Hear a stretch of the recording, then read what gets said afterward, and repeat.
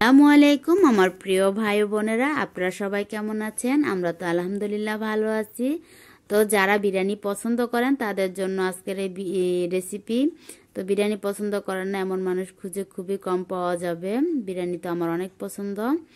তো সকালবেলা এখন ঘুম থেকে উঠে নামাজ পড়ে তারপরে একটু ডাক্তারের কাছে যাচ্ছি। এখন হচ্ছে সকাল 7টা বাজে, 7টা সোয়া 7টার মতন বাজে আর কি। তো ডাক্তারের কাছে অ্যাপয়েন্টমেন্ট ছিল, সেটা দেখাতে আর কি যাইতেছি। তো চারিদিকে এখন অন্ধকার হয়ে আছে, সবাই গাড়ির লাইট জ্বালিয়ে গাড়ি চালাচ্ছে অন্ধকারের কারণে। তো কিছুদিন যাবৎ শরীরটা একটু অসুস্থ থাকার কারণে দেখা যাচ্ছে আমি ভিডিও দিতে পারতেছি না ওরকমভাবে। আর শরীর ভালো না থাকলে দেখা যায় মনও ভালো লাগে না, কিছুই ভালো লাগে না, তখন কোনো কিছুই করতে ইচ্ছে করে না। তো এর জন্য ভিডিও দিতে পারতেছি না। আর ভিডিও না দিতে দিতে দেখা যায় অনেক সময় একটা কেমন যেন দূরত্ব সৃষ্টি হয়ে যায়, তখন আবার মনে চায় না যে ভিডিও দিতে। তো এই তো চলে এসেছি ডাক্তারের এখানে। এখানে আমাদের গাড়িটা পার্কিং করে তারপর হেঁটে যাচ্ছি, সামনেই, বেশি দূরে না। আর এগুলো হচ্ছে বেকারি দোকানপাট, সব আস্তে আস্তে খুলে যাচ্ছে এখন, সব কিছু এখন খুলে যাবে। তো আমাদের এখানে লকডাউনও খুলে দেওয়া হয়েছে। তো ভিডিও না দিতে দেখা যায় যে দূরত্ব সৃষ্টি হয়ে যায়, তখন আর ইচ্ছে করে না ভিডিও দেওয়ার জন্য। তো এই তো ডাক্তারের এখানে চলে এসেছি, প্রথম ফার্স্ট ফ্লোরে, দ্বিতীয় ফ্লোর আর কি। তো এখন ডাক্তারের ঘর খুঁজতেছি, রুম খুঁজতেছি যে কোনটা ডাক্তারের রুম। তো এখানে এসে দেখি যে এখানে না, এটা নিচের তলায় হবে। তো আমাদের ডাক্তার দেখানো শেষ হয়ে গিয়েছে, এখন আমরা বাসায় চলে যাচ্ছি। আর পাশে আমার মুশফিক শুয়ে আছে, ওর ঠান্ডা লেগেছে আর ও কাশতেছে, কি আর করব, এখন ওর সামনে বসে আমি ভয়েস দিচ্ছি। তো এই তো বাসার কাছেই চলে এসেছি, আর কিছুক্ষণ হলে আমাদের বাসার সামনে চলে আসব। তো সকালবেলা ভালোই লাগলো, একটু বাইরে থেকে ঘুরে আসলাম, ডাক্তারও দেখানো হয়ে গেল। তো ডাক্তার কিছু পরীক্ষা টরীক্ষা নিরীক্ষা দিয়েছে আর কি। তো এই তো বাসার কাছে চলে এসেছি, এখন গাড়িটা পার্কিং করে তারপর বাসায় চলে যাব। তো যারা আমার ভিডিওটি দেখছেন, যদি আমার ভিডিওটি ভালো লেগে থাকে তাহলে প্লিজ একটি লাইক দিয়ে দিবেন। তো এখন সন্ধ্যার সময় আর কি, মাগরিবের পরে আমি রান্না বসিয়েছি। তো এখন চুলায় প্যান বসিয়ে দিয়েছি, তেলও দিয়ে দিয়েছি। আমি বিশেষ করে রাত্রেই রান্না করি। আর এখানে বুট সিদ্ধ করে নিয়েছি, সেটার আপনাদের সাথে শেয়ার করিনি। আর এখানে দিয়ে দিলাম তেজপাতা, তারপরে লং, এলাচ। তেলটা গরম হয়ে গিয়েছে, এর মধ্যে এখন দিয়ে দিব হলো আমি পেঁয়াজ। তো ভাবতেছি অনেকদিন যাবৎ দেখা যায় ভিডিও দেওয়া হচ্ছে না।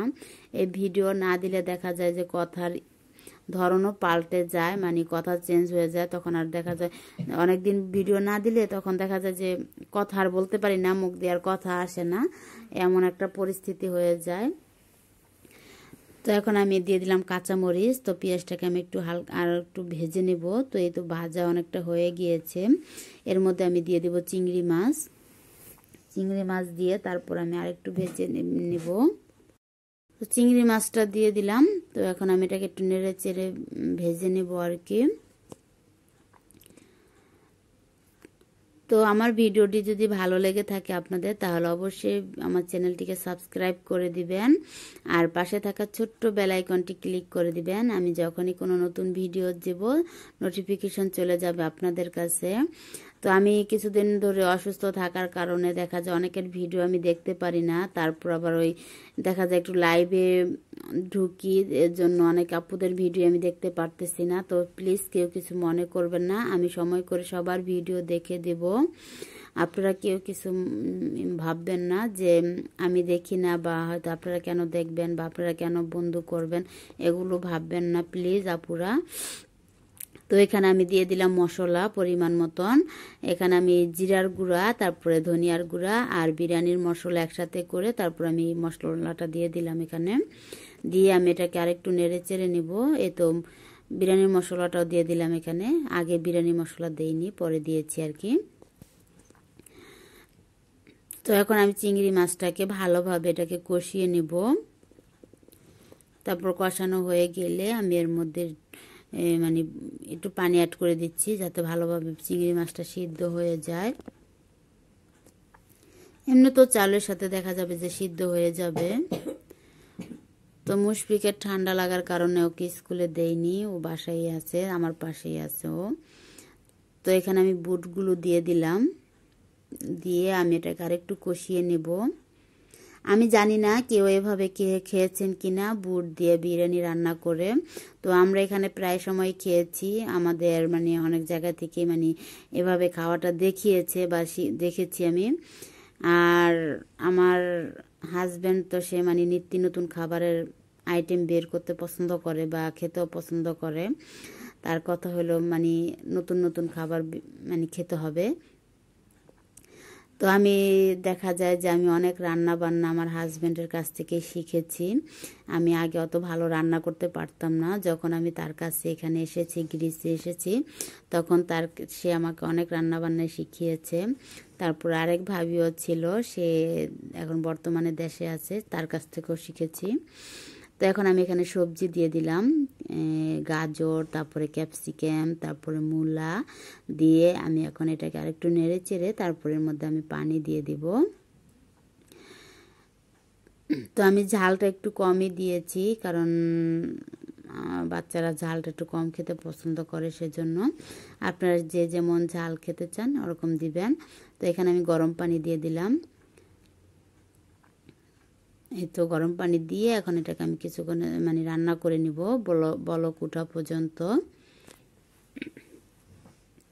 তো আমার আজকের এই রেসিপিটি আপনাদের কাছে কেমন লাগলো তা অবশ্যই কমেন্ট করে কমেন্ট বক্সে জানাবেন। আর আপনারা না খেয়ে থাকলে এভাবে বুট দিয়ে বিরিয়ানি অবশ্যই রান্না করে খেয়ে দেখবেন, খুবই মজা হয়, খুবই ভালো লাগে খেতে। সবসময় তো মাংস দিয়ে আমরা বিরিয়ানি খাই বা সবজি দিয়ে খাই, কিন্তু এটা দেখা যায় যে এভাবে খেলেও ভালো লাগে। তো এই তো চালটা আমার হয়ে গিয়েছে, এখন আমি এটাকে আরেকটু কিছুক্ষণের জন্য ভাপে রেখে দিব সিদ্ধ হওয়ার জন্য। তো এই তো আমার বিরিয়ানিটা হয়ে গিয়েছে মাশাআল্লাহ, মানে একটা বিরিয়ানিও কারো গায়ের সাথে লাগেনি, এই দেখুন। তো এই তো আমার বিরিয়ানি রান্না শেষ। তো সবাই ভালো থাকবেন, সুস্থ থাকবেন, সবাই সবার জন্য দোয়া করবেন।